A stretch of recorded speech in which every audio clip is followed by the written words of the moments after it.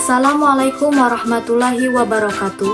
Perkenalkan, nama saya Nurul Huda, peserta Laskar CPNS Golongan 2, Angkatan 12 tahun 2024, kelompok 1, dengan nomor daftar hadir 8. Pada video kali ini, saya akan mempresentasikan tentang tugas individu, yaitu analisis isu efektivitas kinerja individu berdasarkan tupoksi. Sebelum saya mempresentasikan analisis isu efektivitas kinerja individu berdasarkan tupoksi, saya akan terlebih dahulu memaparkan tentang bagaimana tahapan dalam analisis isu efektivitas kinerja individu berdasarkan tupoksi. Adapun tahapannya yaitu yang pertama, memaparkan dan menguraikan tupoksi jabatan. Kedua, mengidentifikasi beberapa isu. Ketiga, menapis, menganalisis, dan menentukan isu prioritas dengan metode APKL dan USG. Keempat, analisis sampai ke akar masalah dengan menggunakan diagram fishbone. Kelima, menentukan alternatif permasalahan. Tahapan yang pertama yaitu memaparkan dan menguraikan tupoksi jabatan. Menurut Peraturan Menteri Pendayagunaan Aparatur Negara dan Reformasi Birokrasi Republik Indonesia Nomor 11 Tahun 2024 tentang jabatan aparatur sipil negara di lingkungan instansi pemerintah, operator layanan kesehatan bertugas melakukan kegiatan persiapan dukungan di bidang layanan kesehatan.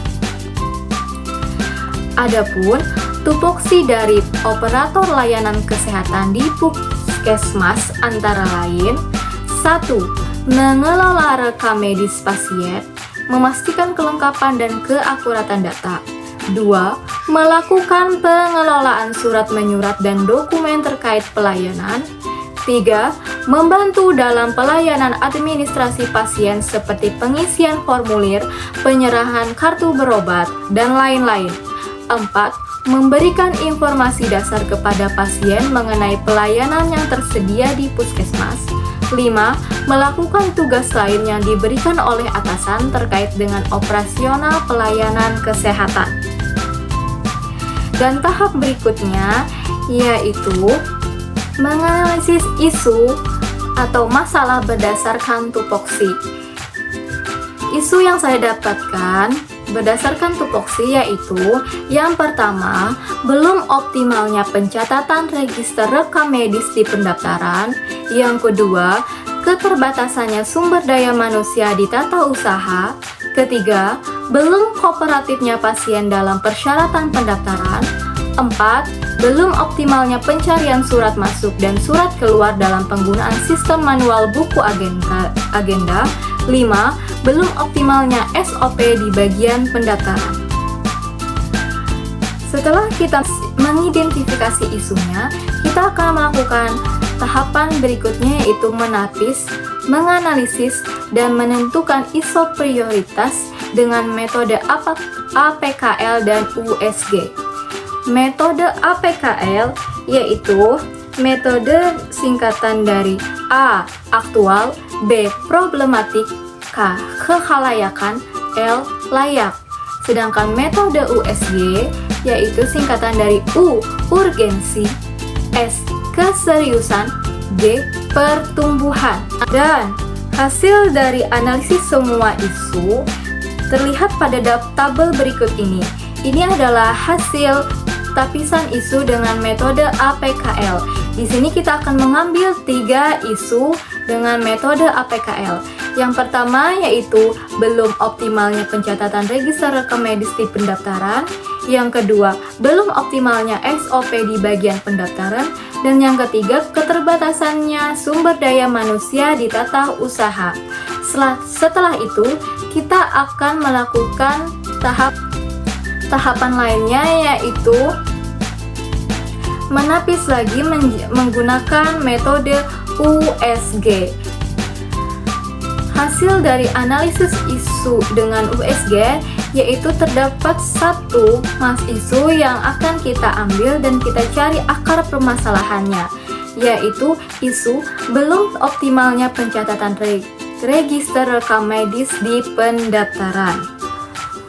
Langkah selanjutnya, setelah satu masalah utama yang terpilih, maka kita akan melakukan analisis akar masalahnya menggunakan diagram fishbone.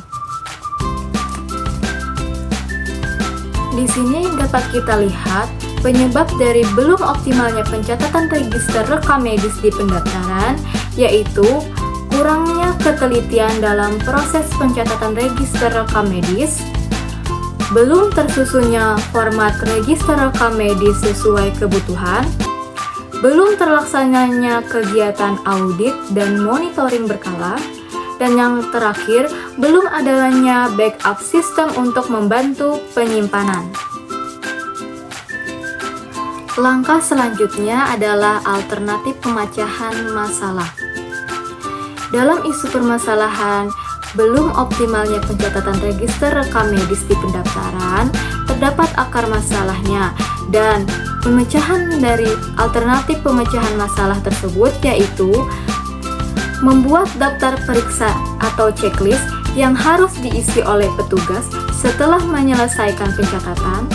2. Melakukan pengecekan mingguan atau bulanan atas register rekam medis yang sudah dicatat. 3. Membuat ulang formatnya dengan Excel yang memuat identitas pasien dan lainnya dengan prinsip efisiensi. Dan yang terakhir, melakukan sistem backup dengan memanfaatkan penyimpanan daring seperti Google Drive. Sekian penyampaian presentasi saya hari ini. Terima kasih. Wassalamualaikum warahmatullahi wabarakatuh.